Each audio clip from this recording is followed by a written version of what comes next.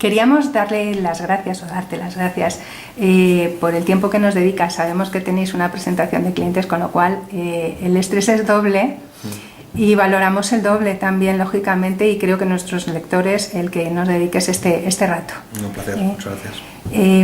Me gustaría, en primer lugar, hablar un poquito de cómo empezaste en este mundo, porque tengo entendido que procedes del mundo financiero, es decir, que tanto tú como tu hermano os incorporáis a Media Planning como personas que os vais a dedicar a hacer el desarrollo internacional del negocio y que procedéis de las finanzas, ¿no? Y entonces de repente aterrizáis en una empresa de publicidad.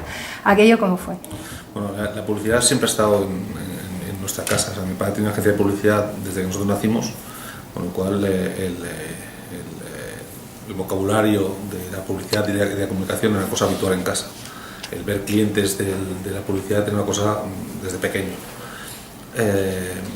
Otra cosa fue que cuando empezamos a desarrollar nuestra carrera profesional, tanto mi hermano Fernando como yo pues nos dedicamos, como has dicho tú, al tema financiero. Llegó un momento dado que mi padre, después de 15 años de haber empezado Media Planning, consideró que había que hacer la expansión internacional y nos lo ofreció, nos preguntó si queríamos hacerlo nosotros. Nos pilló en un momento pues, de una edad pues, con muchas ganas y con mucha energía. Lo analizamos, Fernando entró en 94, yo entré en 96 y ahí en el 95 o 94, al final del 94 empezamos el primer mercado, que era México, y hasta entonces sí, veníamos del sector financiero, que en muchas cosas es muy similar, aunque el sector financiero, como es un sector de mucho más volumen, va antes que la publicidad, pero hay un valor fundamental para mí que es igual, que es la confianza. Yo venía de banca privada, ahí la confianza con el cliente es muy importante, en publicidad el tener la confianza en el cliente es un valor esencial. Una vez que ya estáis expansionando el negocio a nivel internacional, de repente empezáis a ser interesante o os gustáis una empresa francesa y vosotros. Y aparece en el horizonte Havas. Sí. ¿Cómo que de Media Planning a Havas? ¿Cómo fue aquello? Mira, eso fue no fue el primero que se acercó. En España en los años 90 era un momento donde venía mucho inversor extranjero y por supuesto pues Media Planning era una empresa interesante para las compañías anglosajonas, para las compañías francesas, para las compañías americanas. Pero Havas fue la única que lo que nos ofrecía no era un talón, un cheque, sino que nos ofrecía era poder gestionar un grupo de comunicación, toda la parte de gestión de medios y de compra de medios a nivel internacional. Como todavía, pues eso, pues todavía estamos en los 30, la mayoría del equipo directivo, casi no llegamos a éramos un equipo bastante joven, pues nos gustó el reto que nos dejasen poder gestionar a nivel internacional un grupo de este volumen. Y eso es lo que hicimos. Llegamos a un acuerdo con los accionistas, llegamos a un acuerdo con Havas y parte del acuerdo con los accionistas es que el equipo directivo de la nueva agencia estaría liderado por Fernando, mi hermano y el resto. Y de repente llega la revolución digital. No de repente, pero de repente llega la revolución digital. Le vamos haciendo grandes hitos. Es decir, esta empresa ha empezado como empresa española, luego entra pues el socio extranjero y esto, y luego de repente aparece una cosa que es la tecnología y lo trastoca todo. ¿El negocio es como era o ya no es lo que era? ¿En qué sentido? El negocio ha cambiado radicalmente, o sea, de lo que era en su momento hace 20 años, donde querían planificar en unas cuantas televisiones, unos cuantos periódicos y unas cuantas revistas, a lo que es hoy planificar en el digital no tiene nada que ver, ¿no? Pero a mí lo que me gusta hablar de esta transformación, de esta digitalización, es una digitalización que parece muy rápida, pero en el fondo ha sido bastante lenta, porque esto empezó en el año 96. Sí que es verdad que se ha acelerado mucho en los últimos 5 años, y la aceleración sobre lo que ha producido es la aparición de nuevas disciplinas, de nuevas especialidades, y este es el gran cambio. Y si lo comparas con otras industrias, en donde la transformación digital lo que ha hecho ha sido mejorar la experiencia entre el consumidor y la marca, de ahí la aparición de fenómenos como Airbnb o como Uber o como Spotify. donde nunca nadie se puede imaginar que una compañía que no tiene ni una habitación pues fuese la cadena más importante del mundo hotelera, o alguien que no tuviese ni un coche pues fuese la mayor flota de taxis del mundo, ¿no? Pues eso lo ha hecho la transformación digital y el mejorar la experiencia del consumidor. En el caso de comunicación ha sido totalmente lo contrario. Lo que hemos hecho ha sido, desde los últimos 5 años, se han creado un sinfín de nuevas especialidades con nuevas disciplinas que ha hecho que el sector sea mucho más complejo, mucho más confuso. Entonces nosotros como Grupo Avast estamos intentando ver cómo simplificamos esta industria para ayudar a nuestros clientes, ¿no? Pero para nuestro cliente la transformación digital de entrada lo que supone es confusión y complejidad. Con tanto avance tecnológico, tú mismo has dicho que el cambio se acelera en los últimos 5 años, sí.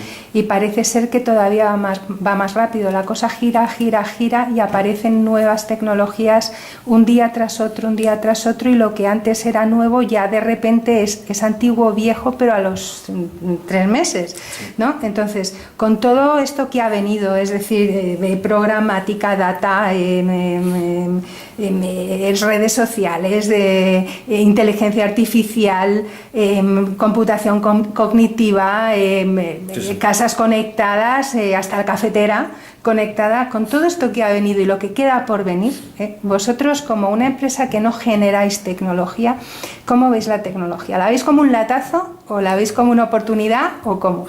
La vemos como una parte fundamental a la que es un barco en el que no es el que nos tengamos que subir, es que estamos subidos. Otra cosa es que nosotros nos convertamos en una empresa tecnológica. Nosotros no somos una empresa tecnológica. Yo siempre me gusta decir que somos relativamente agnósticos a nivel de tecnología. Pero eso no quiere decir que nos olvidemos de la tecnología para nada. Nosotros tenemos que saber detectar en cada momento cuál es la mejor tecnología a la que nos tenemos que enganchar. Y tenemos que ser suficientemente ágiles para verlo, suficientemente flexibles para poder cambiar en cualquier momento. Eso es fundamental. O sea, todo lo que es el Big Data funcionará mejor o peor en función de la tecnología que tú tengas a tu disposición. Y en eso estamos. Creo que nosotros somos el grupo, tal vez, que está más obsesionado por entender cómo evoluciona la tecnología y cuál es la tecnología que tenemos que utilizar en cada caso. ¿Cómo está abordando, hablando ya de transformación digital? Porque claro, si no generas tecnología y tienes que estar al tanto de lo que hacen los demás, tienes que tener capacidad de entender y de adaptarte, pero ya a lo que otro se ha inventado que no te lo has inventado tú. Entonces esto me lleva a hacer una pregunta sobre los recursos humanos, es decir, sobre el personal que tenéis. Es decir, en Avast, ¿cómo se ha afrontado esta transformación digital que al cliente le pilla de sorpresa y dices que para ellos es un hándicap porque no lo entienden y que vosotros tenéis que estar a la cabeza? Es decir, ¿hay aquí un grupo de tecnólogos o no? ¿O es tech savvy? Nosotros hemos desde históricamente, tanto en Avast y coincidente también en Media Planning al principio. Me acuerdo cuando llegó mi hermano Fernando, se dio cuenta que esta industria de la comunicación era muy endogámica, y durante 3 o 4 años decidimos no fichar a nadie que viniese del sector y empezar a fichar a gente que viniese a otros sectores. ¿Por qué? Para que nos diese un valor añadido diferente al de la industria. Y nosotros empezamos a incorporar a matemáticos, a econometristas, a sociólogos hace 20 años.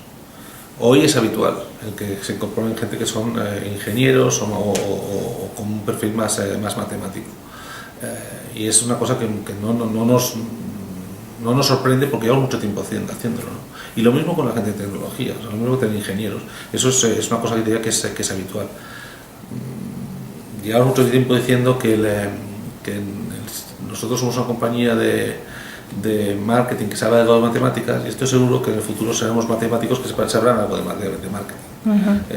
Es fundamental la tecnología y es fundamental todo lo que es la parte de Hablas de contratar personas de fuera del sector. Sí.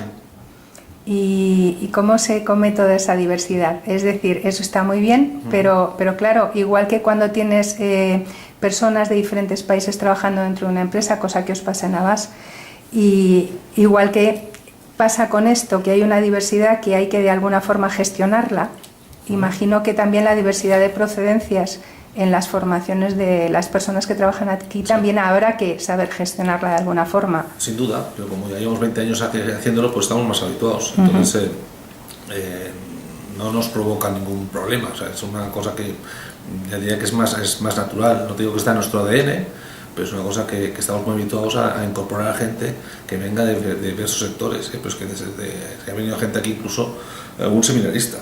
Pues ¿por qué? Pues porque nos da un punto de vista diferente al que consideramos que puede ser interesante para nuestros clientes. Nunca nos ha dado miedo, con lo cual ahora es una cosa habitual y se integran de forma natural. No hay que hacer ningún proceso especial, ni tienen una zona especial dentro del village, sino están más o menos integrados alrededor de lo que estás viendo aquí. Ajá. Última pregunta de recursos humanos hacia dentro de la empresa.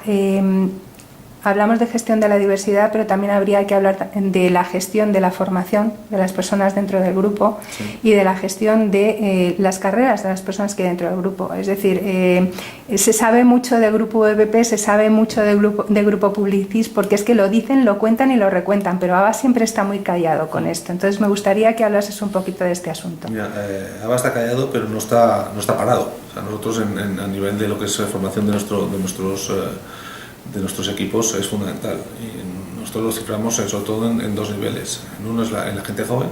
Lo que consideramos que tienen que ser las personas que pueden ser líderes en los próximos años, y para eso se crean unos intercambios entre diferentes oficinas, donde gente de la que consideramos que tiene un valor especial que hay que cuidar y que hay que potenciar, pues las intercambiamos durante 3, 4, 5, 6 meses con otras oficinas, ya haciendo un circuito. Luego tenemos otros programas que son para los siguientes, el siguiente nivel de management, o sea, gente que son los managers del futuro, donde hacemos unos cursos de potenciación de estas personas, que el año pasado fue entre París, Nueva York y Kuala Lumpur, y este año pues me parece a Madrid, París y Londres.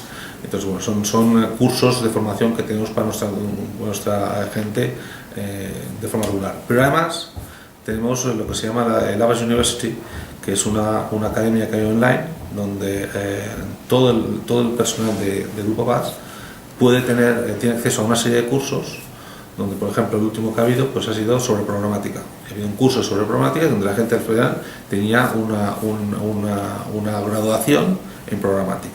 Y esto es de forma habitual y recurrente, porque para nosotros, y eso es muy, aunque sea muy obvio decirlo y que todo el mundo habla de lo mismo, el talento en nuestra industria, hoy por hoy, y espero que en el futuro, es fundamental. Tal y como está el patio, ¿puede la creatividad y la planificación de medios ir separadas para ser eficaz? Esta pregunta va orientada un poco a ver cómo se está transformando el negocio. Es decir, en un principio teníamos agencias de servicios plenos, sí. Luego aparecen las agencias de medios, y ahora parece ser que las agencias de medios de repente se vuelven creativas, ¿no? Entonces, no, yo no creo que las agencias de medios nos volvamos creativas, ni tampoco creo que se vuelva a la agencia de servicios plenos. Yo creo que el fenómeno de la transformación digital que te he explicado antes, que han aparecido nuevas disciplinas, lo que cambia por completo es la forma de trabajar. Hoy en día tenemos que profundizar mucho más en entender al cliente. Cuando una vez entendemos el briefing del cliente, tenemos que poner a disposición para solucionar ese briefing. Ya no basta una agencia creativa, ya no basta una agencia de medios. Hay que trabajar en equipo las diferentes disciplinas que consideremos conveniente para solucionar ese caso.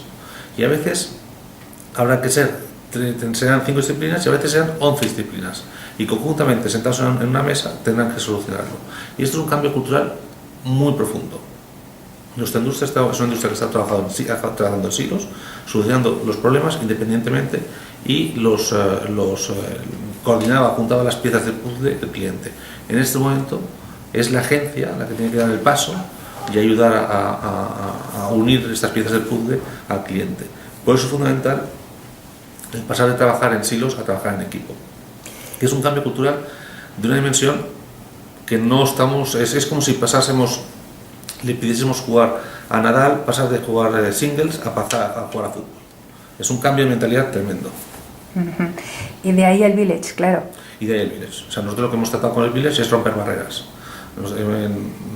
Hemos hecho, esto empezó en París hace 3 años, donde unificamos todas las diferentes agencias en un mismo edificio para poder solucionar a problemas de un cliente, romper barreras de comunicación, romper barreras físicas y además evangelizar bastante a la gente para que entendiese que si se ponían a trabajar juntos para un cliente y evitaban los egos, que hay muchos en esta industria, y éramos más generosos, pues era un beneficio para el cliente y para nosotros. ¿Es el mundo de la publicidad global, local o local? Todo. Yo diría que todo. Eso ya depende de cada cliente, ¿no? Pero hoy ves que los clientes, cada vez hay más concursos globales de clientes o regionales, pero que necesitas soluciones locales. Entonces puedes tener un contrato a nivel global, pero al final tienes que tener equipos, depende de las marcas, puede ser que tengas que dar soluciones locales y hay veces pues que tienes que dar soluciones regionales. Aquí vuelvo a la flexibilidad. La flexibilidad es fundamental, ser muy flexibles y muy ágiles y adaptarse siempre a lo que el cliente quiere. Vamos a entrar un poco con las nuevas formas de publicidad, que sin duda manejáis porque hacéis de todo, como bien dices. Entonces, ¿terminará el branded content inundándolo todo, como predican algunos, o no? No, yo creo que no creo que lo inunde todo. Yo creo que es una parte muy importante. Hoy es una parte muy pequeña, pero es verdad que la televisión para mí sigue siendo muy fundamental, sigue teniendo un papel muy relevante, sigue siendo el medio estrella para todo lo que es cobertura, pero sí que es verdad que la forma habitual de ver la televisión está cambiando. Están apareciendo más canales, estamos más acostumbrados a ver la televisión ya no en un sofá, sino prácticamente pues lo podemos ver en el autobús, lo podemos ver en el metro, lo podemos ver prácticamente en cualquier momento del día, y eso cambia. Entonces, pero el branded content va a ser una pieza fundamental, sin duda. ¿Va a barrer con todo? No, yo creo que habrá espacio para todo. Igual que cuando hay ni Internet va a acabar con la televisión, ni Internet va a acabar con la radio. Lo que van a ver, cada uno va a tener su espacio. El branded content tendrá su espacio, sin duda. De hecho, en Arena sois pioneros, ¿no? Un poco en este tema del branded content. Bueno, tenéis un cliente con sinergia que... No, el content, llevamos mucho tiempo haciendo branded content, porque branded content es una palabra es muy amplia. Entonces, entonces diría que el branded content llevamos mucho tiempo. De hecho, tenemos una división con un grupo de gente a nivel global que solo se dedica a ver oportunidades de branded content. Ahora con nuestra cercanía al grupo Vivendi, con Universal Music, con Canal Plus, pues hay muchas oportunidades para poder hacer branded content que sin duda son interesantísimas y sin duda es un activo muy bueno que tenemos para nuestros clientes. Sobrevivirá el papel. Y hablo del papel en general, es decir, no solamente de una revista o de un periódico, sino del papel que te encuentras en un Nopis o en una valla. ¿Va a sobrevivir el papel? A mí, yo no soy ecologista, pero me encanta la naturaleza. Y si podemos dejar en paz a los árboles, sería muy bueno para todos. Esto no quiere decir que crea firmemente que vaya a ser de papel, pero creo que lo que va a cambiar es el soporte. Entonces yo creo que cada vez es más habitual, vamos a estar más habitual a que los periódicos, las revistas, las podamos, como está ocurriendo ya, las podamos leer en otro soporte que no sea papel. Yo creo que esto es un tema de hábito. Para mi hijo que tiene 18 años, el leer el periódico deportivo en el iPad es más sencillo que leerlo en papel. Para mí, que tengo 55 años, me divierte tocar papel. Es un problema generacional, un problema de hábito. Cuando decías tú la parte el exterior, pues seguramente eso será probablemente el momento en que eso es un problema de coste.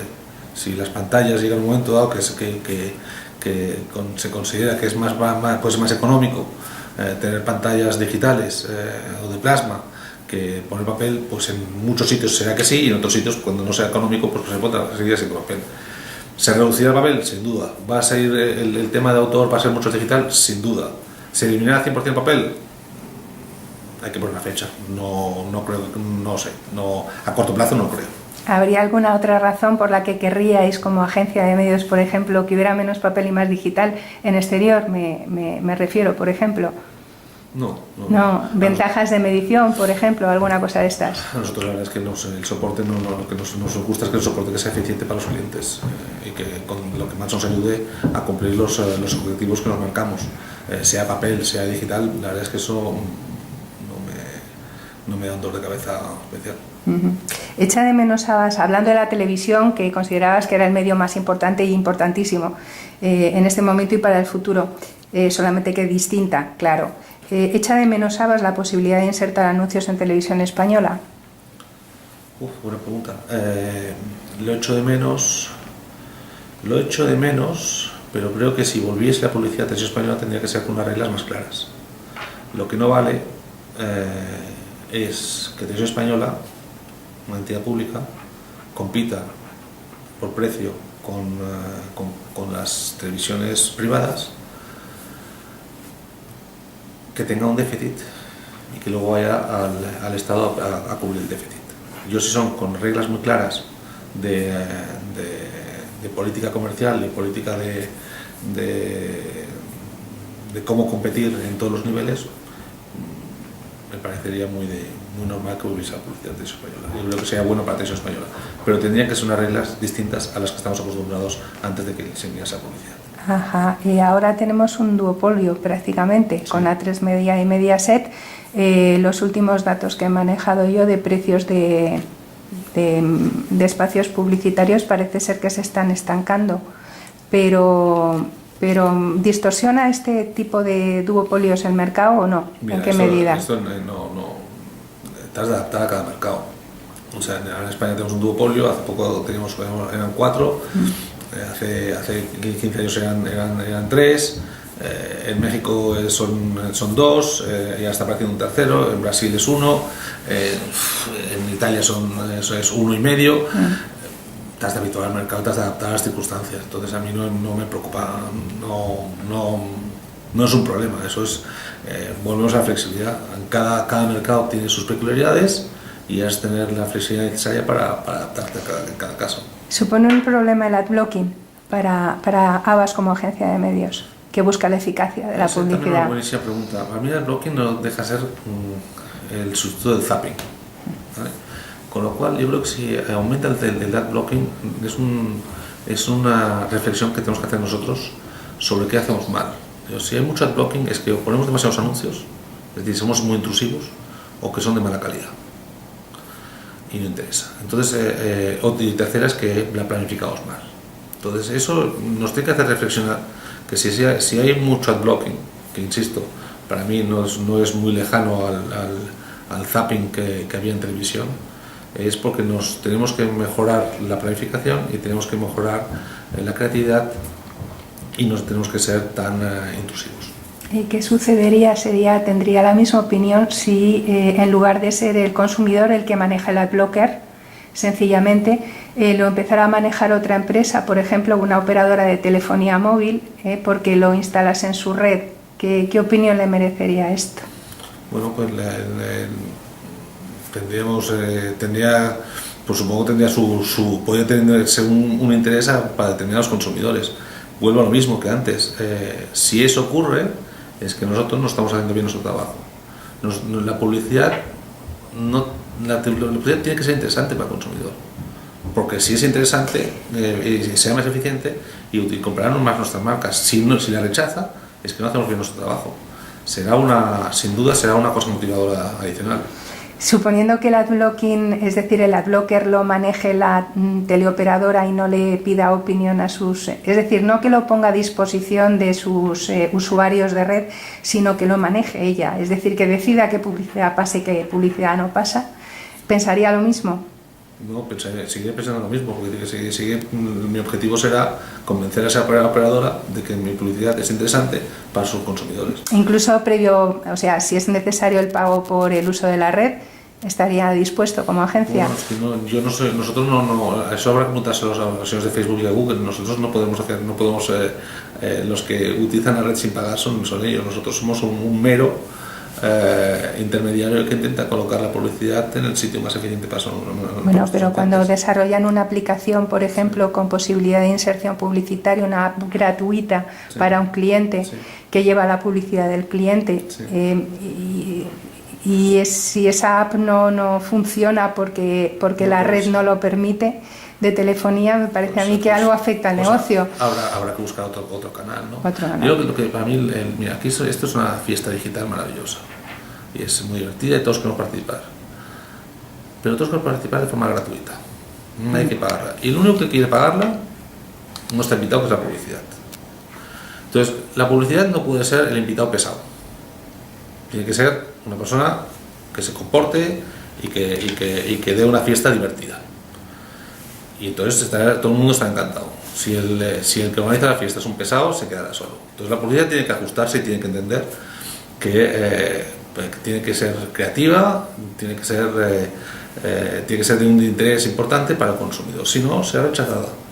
Pero entonces la fiesta digital tiene más dificultad en que se celebre. Viendo los últimos datos, parece ser que los canales de pago, es decir, los que están haciendo rentabilidad en este momento en televisión son los canales de pago, porque tienen parte publicitaria y parte no publicitaria, con lo cual sus ingresos van subiendo. Últimamente, el primer trimestre de este año, dice la CNMC que un 20 y tantos % ha subido el ingreso publicitario de los canales de pago, ¿no? ¿Está la televisión en abierto llamada a desaparecer o no? Yo creo que no. No.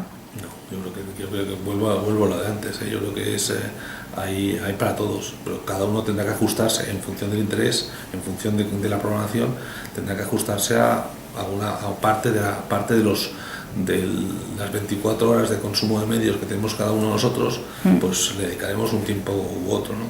Para mí desaparecer, yo creo que hoy en día con la cantidad de ventanas que se han abierto, difícilmente, ¿verdad? Lo que pasa es que se ajustará lo que tiene que ajustarse y tiene que hacer bien, es cruzar bien el puente a la transformación digital, las televisiones, que ya lo están haciendo. Bueno, visto que hemos hablado de la compañía, visto que hemos hablado un poco del business, del negocio, vamos a ver un poco cómo está el mundo. Han pasado una serie de cosas en el mundo que pueden afectar al negocio publicitario. De hecho, hay muchas opiniones sobre estos dos temas que te voy a proponer. Me gustaría que nos dieras la tuya. En primer lugar, ¿qué opinas del Brexit? ¿Es una oportunidad? ¿Es una desventaja? A ver, el Brexit individualmente me parece difícil calificarlo. A mí, como soy muy europeísta, me entristece un poco. Dicho esto, Inglaterra, aunque ha estado en Europa, siempre ha estado en Europa de una manera muy especial.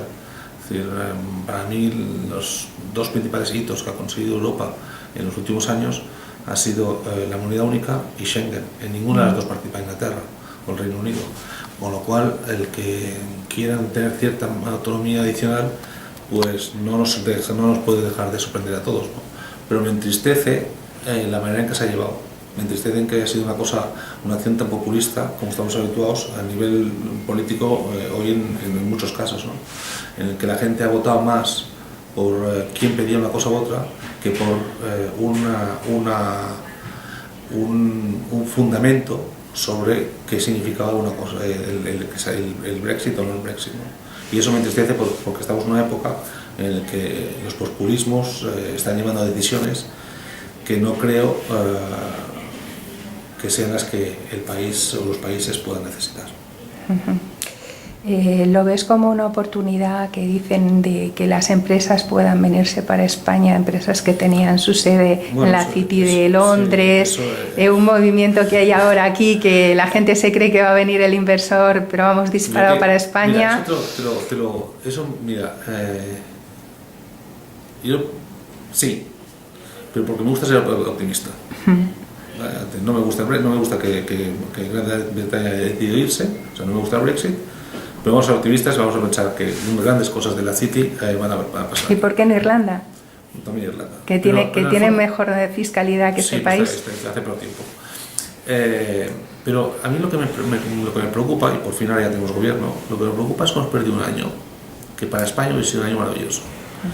Aquí el gobierno ha tomado hace 4 años tomó unas medidas drastiquísimas, tremendamente antipopulares, que han hecho que España empezase a crecer mucho antes de que los analistas han considerado, y a un ritmo que no se esperaba. Lamentablemente, hemos estado un año prácticamente sin gobierno. Con el entorno que teníamos Inglaterra con el Brexit, Francia con una situación económica justita, Italia con una situación económica justita, Alemania con todo el problema de la inmigración, todo el arco mediterráneo con a ver qué país tenía más o menos más problemas unos que otros.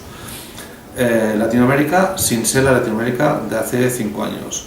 Los países de los BRICS, que ninguno de ellos destacaba por el crecimiento que están teniendo. Y la única que está creciendo mejor de lo esperado era España. Pues el coste de oportunidad de no haber tenido gobierno un año, esto sí que me parece una tristeza tremenda. ¿Por qué? Pues porque eso sí que hubiese podido ser, habiendo tenido un gobierno estable de cualquier color, no me es igual que sea del Partido Popular o del Partido Socialista, de cualquier color, ha sido una pérdida de oportunidad para haber traído inversores a España. Hoy tenemos gobierno, espero que las cosas se vuelvan a reenfocar y sigamos creciendo y que este parón del año no nos afecte mucho. No te pregunto lo que te parece que voten negativamente los presupuestos, porque ya lo estás diciendo, ¿no?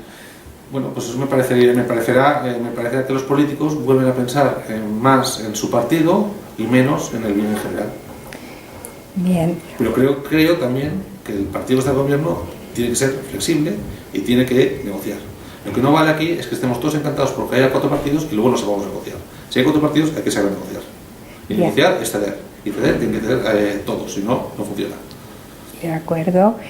Hablando de populismos, tenemos aquí uno, que es el de Podemos, que está dando mucha lata, y un Partido Socialista completamente destrozado, a ver si se recompone de una vez.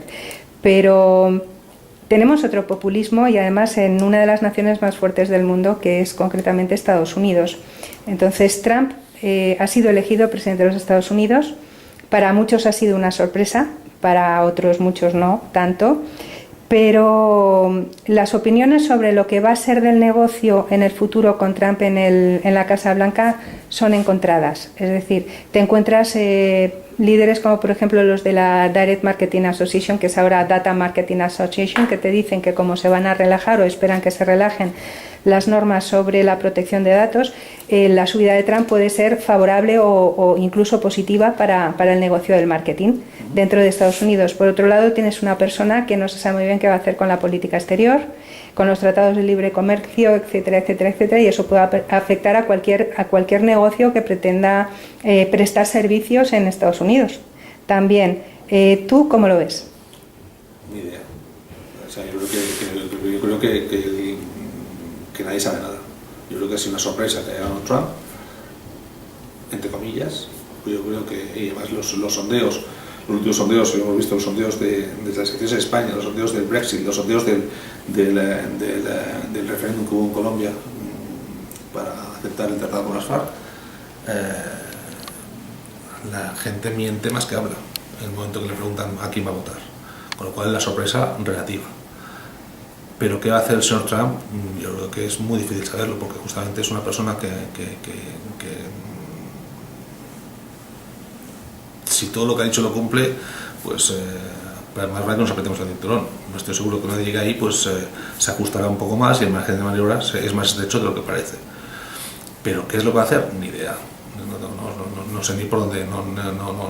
Prefiero ser mucho más cauto, que no lo sé. Lo que confío en que con su capacidad empresarial, que es un señor pues, que parece pues, que ha conseguido muchas cosas, pues que tenga una visión que sea positivo, pero que si va a ser más, va a hacer una cosa u otra, no, yo creo que es demasiado temprano para saberlo. En el momento en que forme el gobierno y tome posesión a partir del 20 de enero, pues podemos opinar mejor. Hoy en día demasiado pronto. Última pregunta sobre cómo está el mundo. Te voy a hacer, es una doble pregunta. Uno, ¿por qué mercados emergentes apuestas tú más? Incluso alguno que ha aparecido nuevo como Cuba, que se ha abierto. En Latinoamérica, tú que tienes experiencia en expansión en Latinoamérica, por un lado, y luego por otro lado me gustaría hablar también de lo que es el islamismo. Es decir, ¿qué efecto genera el islamismo en el negocio publicitario? Es decir, tenemos finanzas islámicas, tenemos banca halal, por ejemplo. ¿Habría también agencias de publicidad halal? ¿Crees? Una cosa y otra cosa. Se habla de la cerrazón de todos estos países, de la posible censura de la comunicación, se habla también de todo esto, pero el hecho es que, por ejemplo, UEPP y otros grupos están mirando a Irán con fruición y de hecho ya tienen acuerdos con alguna agencia iraní. Entonces, ¿tú cómo ves esto? Primero, háblame un poco de Latinoamérica, concretamente de Cuba y de algún país emergente ahí que veas interesante. Has hablado del acuerdo con las FARC. Y por otro lado, me gustaría que vieras un poco el mundo islámico. Por Latinoamérica, para nosotros Latinoamérica ya no es emergente, porque llevamos 20 años allá. Entonces, no solo 20 años, sino que ha contribuido mucho al crecimiento de nuestro grupo. El caso de Cuba es muy especial y hay que verlo, pero aunque es un país muy pequeño, así que eso no va a cambiar, aunque sea una cosa interesante, es una cosa interesante de estar cerca para ver cuando aparezca o se liberalice el mercado. Estamos preparados para ir allá, pero hoy es muy pronto para decir que vamos a ir a Cuba antes o después. Pero para nosotros mercados emergentes interesantes es África. Toda la parte francófona sin duda está creciendo mucho y es un mercado muy bueno. Gracias sobre todo al grupo Bolloré, que tiene mucha presencia allá, pues estamos abriendo muchos mercados y tanto países como Nigeria, como Kenia y los de alrededor de Kenia pues son francamente interesantes. Sudáfrica te lo dejo al lado porque ya no lo considero emergente, sino es un mercado, es casi el 60% de la publicidad en África. En África. Y luego en toda la parte de Asia-Pacífico, pues los que más nos interesan son los del sureste asiático, en concreto Filipinas, Indonesia. Son dos mercados sensacionales con mucho crecimiento, una población muy buena, con una estabilidad política y un crecimiento económico que son realmente muy atractivos. De hecho, nosotros estamos allá desde hace 5 años, somos la agencia líder en Indonesia y estamos en los 3 primeros en Filipinas. Vietnam no. Y en Vietnam más, pero en Vietnam también estamos, pero es un mercado más pequeño. O sea, nosotros estamos en ese mercado, en esa zona estamos en todos lados, estamos en Birmania, estamos en Laos, estamos en Camboya y por supuesto estamos en Vietnam. Y recientemente hemos abierto en Malasia, que es un mercado pequeño pero muy interesante. La otra pregunta, el tema del islamismo, nosotros desde hace 12 años abrimos en Dubái una oficina junto con un grupo local que cubre toda la región y estamos analizando 2 mercados muy importantes para nosotros que son Egipto y por supuesto también Irán, y espero que en breve tengamos buenos días para un sitio y para otro. Lo que me decías tú de si habrá que un tipo de publicidad especial para la zona de África, seguro, pero esto como en cualquier lado, o sea, tú tienes que adaptar lo que te decía antes, tienes que adaptarte a las circunstancias de cada país. Nosotros, y esto nos enseñó mucho nuestro primer mercado en México, nosotros queremos aparecer como una agencia local. Ajá. Y queremos tener el pasaporte local lo antes posible. Para eso has de entender muy bien y adaptarte a la cultura local.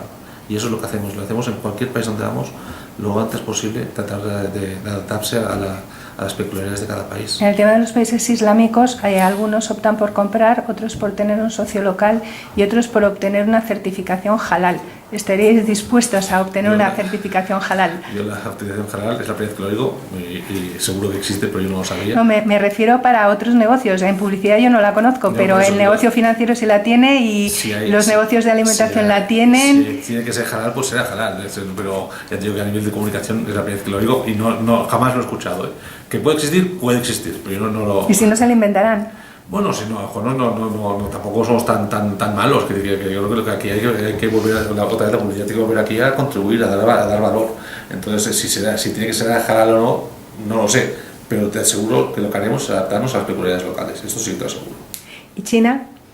Tengo noticias de que habéis hecho un nombramiento hace poco en China. Sí, en China nosotros estamos desde hace 10 años y lo que hemos hecho hemos nombrado a Carl Wu, que es nuestro nuevo country manager, y del cual esperamos mucho. Es una persona que ha vivido mucho tiempo fuera de China, pero que nació en China y la verdad es que es un lujo tenerlo con nosotros y tiene un presupuesto por delante muy atractivo. Sois una de esas muchas empresas que tenéis cara china en China. Tenemos cara china, pero en eso es una cara todavía más china. Nosotros y es una cosa que he defendido siempre, nosotros en China, a nosotros nos gustaría tener un partner local, incluso que tuviese la mayoría. ¿Por qué? Pues porque China es un mercado muy importante y que no es únicamente para representar a las empresas internacionales, sino para conseguir las empresas locales. Y para eso es muy importante tener un socio local. Ese sí que es local, porque la gente se cree que China es un mercado y China es un montón de mercados porque está muy compartimentado. No sé si con la comunicación pasa, pero con otros negocios, es decir, si tienes un acuerdo con una autoridad regional, pues a lo mejor con la de al lado ya no. Eso es exactamente así, pero esto es la típica forma de verlos nosotros los occidentales, ¿no? En la que entendemos muy bien la diferencia que hay en un país, en Bélgica, que hay dos Bélgicas, pero sin embargo China nos parece, porque somos muy superficiales, nos parece que es todo un solo mercado. Esto es mentira. O sea, en China, como decías tú, y en la India, pues hay cientos de lenguas distintas a las que tienes que adaptarte. Y en Filipinas, pues habrá no sé cuántas cientos también de dialectos que tienes que adaptarte. Y eso es parte de lo que te decía antes, de entender la cultura local. En China, mientras vayamos como occidentales, pues conseguimos la confianza de los clientes internacionales y les damos un buen servicio. Pero al cliente local has de darle un plus. Te agradecemos muchísimo tu tiempo. Esto es un máster acelerado de expansión internacional de negocios de comunicación. Espero que les aproveche mucho a nuestros lectores, porque no solamente habla de medios, habla de muchas cosas más. Y ya sabes dónde tienes tu casa, en Eastwind. Esperamos que no sea la última vez que hablas con nosotros. Un placer y a vuestra disposición cuando queráis. Muchas gracias. Gracias.